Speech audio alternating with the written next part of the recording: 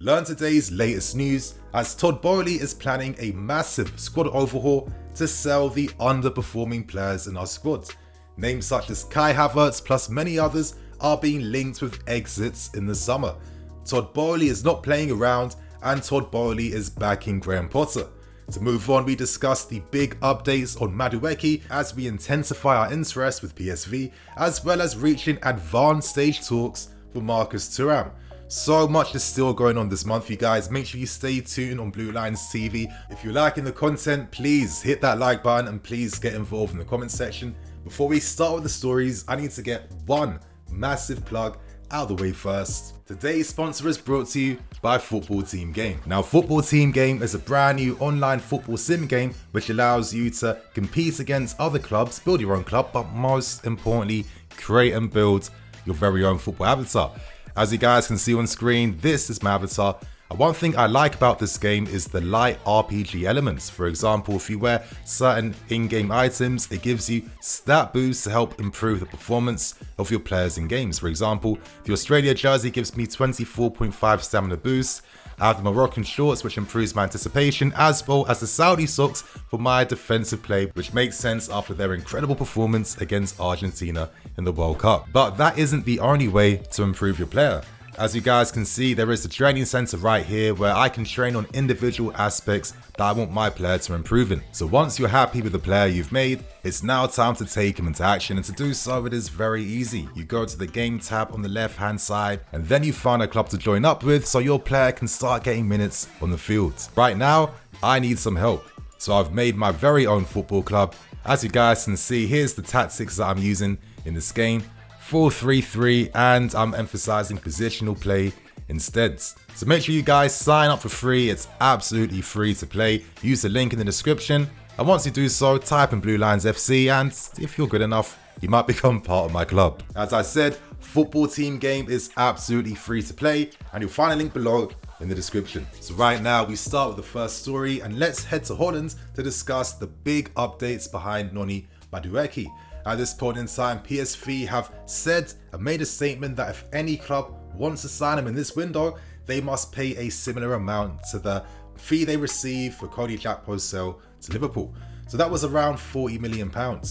I would probably argue that Gakpo's influence in the team for PSV was greater than Madueke, but at the same time, injuries have hit Madueke, and he still has played incredibly important, pivotal parts for PSV over the seasons since he's been playing for them. So I definitely think that this is a very interesting type of story. Would we pay the money though? 40 million is a lot of money, considering the fact too that I feel, and most of us feel, like there are more pressing needs in this team. I'm looking at midfield and I'm looking at competition for Reece James on the right hand side. I feel like maybe in the summer more options open up, more players become available.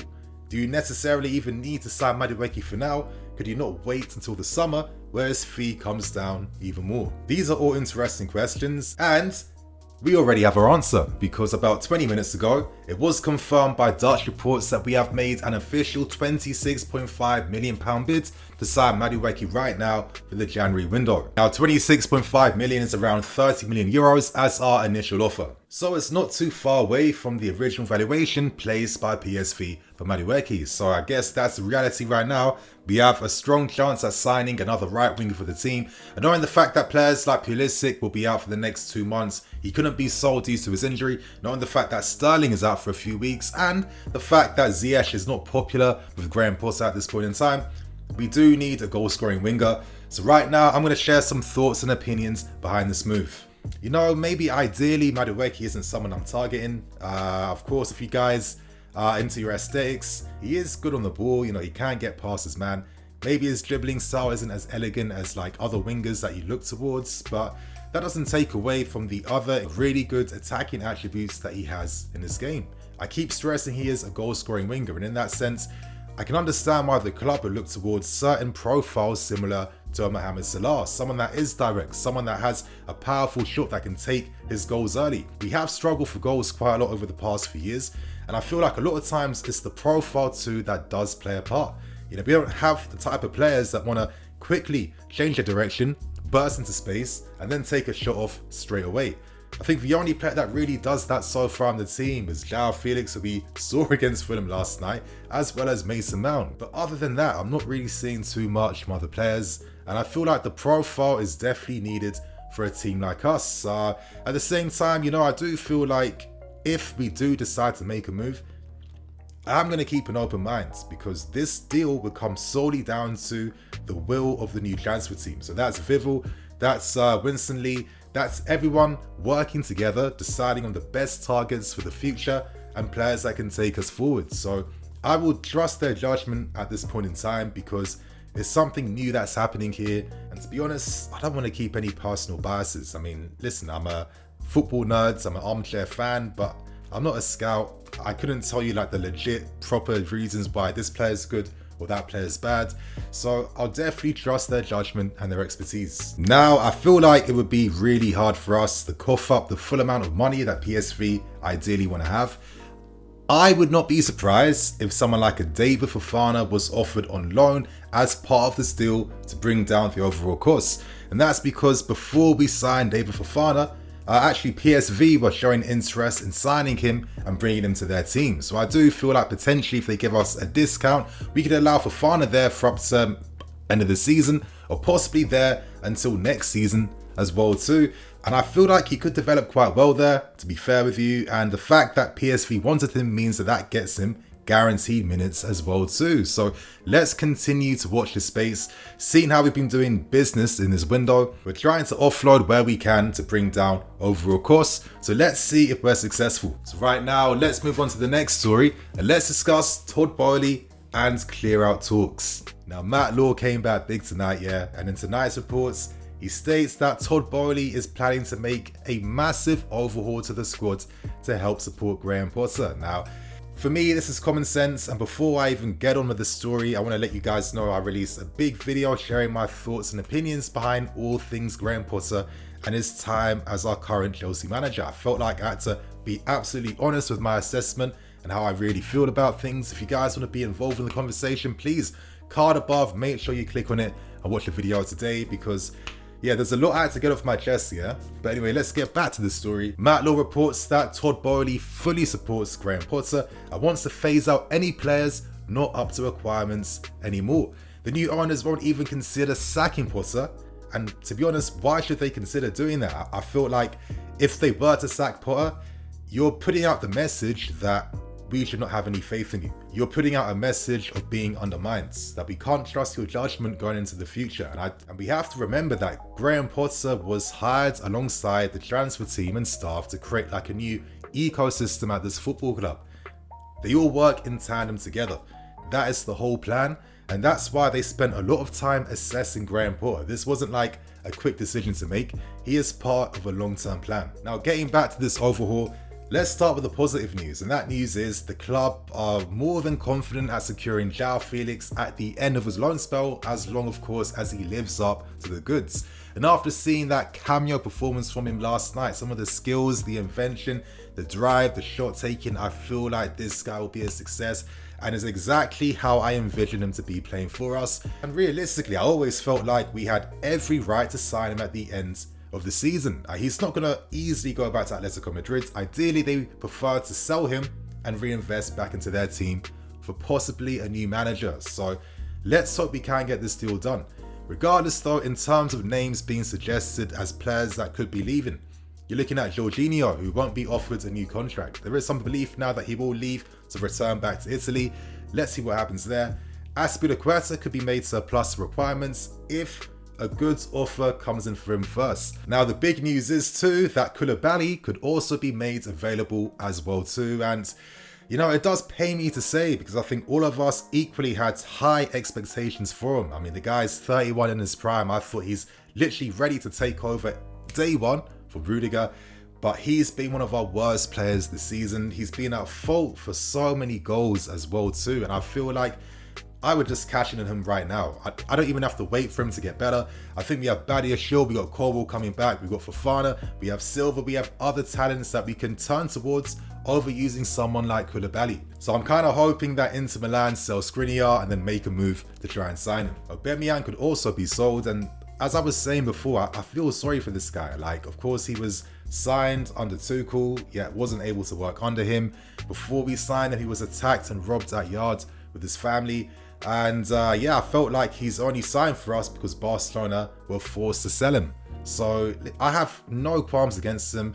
It's not his fault for how he's been underperforming. I mean, let's keep things real. What did we really expect? We know how he plays the game, so we should understand that there's certain things he just won't bring. And that's down to why did we sign him to begin with. But regardless, one of the big names that could be sold to is Kai Havertz. Now, of course, Kai Havertz has a lot of controversy within the fan base. Equally, some people are still patient. I probably fall in that bracket myself. I've got some patience. I do feel like over the years, we haven't done enough to get the best out of his game. We haven't allowed him to play one touch or to create more transition moments, to allow him to be more influential on the ball, to give him that license. And I feel like we've seen glimpses of what he can do. And I feel like he could still come good. But at the same time, if he doesn't, then maybe we should decide to cash in on him to reinvest back into the team. We've got Nkunku coming in now. If we secure João Felix as well, a Kai Havertz sale probably funds that Felix move, and then we can reinvest into other areas in the team. So this type of ruthlessness that's been reported by Matt Law, the club aren't here to play around. There is a long-term plan that they are serious about developing and building. To be honest, I'd probably put a few more names forward to be sold. You guys definitely know I would sell Kovacic because I would sign the superior player in Enzo Fernandez. We need to drastically upgrade our midfield if we have any hopes to do anything in this league, yeah? But regardless, you guys, who would you sell if you were the Chelsea owner? Please let us all know below. And right now, we end things by discussing the latest news around Marcus Thuram, as reports by Damasio and reports coming out too from Germany are stating that we are in advanced stages and advanced talks with Marcus Thuram. Now, originally Thuram's plan was to stay at Borussia Mönchengladbach until the end of the season, leave on a free, and then be even more attractive to lots of interested parties. For example, Barcelona are really monitoring and following him, but knowing their financial situation, ideally, they would prefer for him to leave on a free where they don't have to pay any money. So Marcus Thuram has a lot of interest. At the same time, Damasio reports that we have made a very tempting offer to Borussia Mönchengladbach, which has made them consider that offer, which in turn has made Marcus Thuram consider his original plans of leaving at the end of the season. If he is impressed by what we're offering him and what you can give to him, potentially this move can happen and get finalized this month. I feel like Thuram, is a very flexible forward, can play on the left side, right side, and up front, and part of a two as well too. He's one of those guys where I feel like he'd have a major squad presence in the team and would really challenge the first team spots and keep that competition really high as well too. But my only fear with a move like this is that, does he make sense in 6 months to 18 months? I'm not too sure. When I'm looking at some of the players that have been linked with that, Vitor Roque for example, it feels, Moukokos and players of that nature, it feels like we need to have a plan now and maintain it. I mean, Breyer, for example, will come back at some point during the season too. If you're signing guys like Marcus Thuram, I guess you're undermining the presence of players like this in your team. So I just hope that this is not a circumstantial signing based on what we need for right now, because sometimes you have to bear through the pain, knowing that in the long term, you're making your life a lot easier by not overcommitting and having all these guys on high wages that you can't get rid of. But to be honest though, if even hypothetically, if we did sign Marcus Thuram and it didn't work out, you'd imagine we could receive some decent money if he's in his prime years. So, let's see what happens with the story. There are no guarantees that will secure this move though, because there are tons of clubs from across Europe also watching the player. And you'd imagine that if we make this a public move, then other interested parties will be forced to come in and try and sign him too. So let's watch this space and let's see what happens, my friends. So on that note, I'm going to wrap things up, keep things moving. Thank you for watching. I'm EFC, this is Blue Lions TV. Please check out my big breakdown of Graham Potter and the state of Chelsea right now. It'll be in the card above and description below. See you guys in a bit. Cool.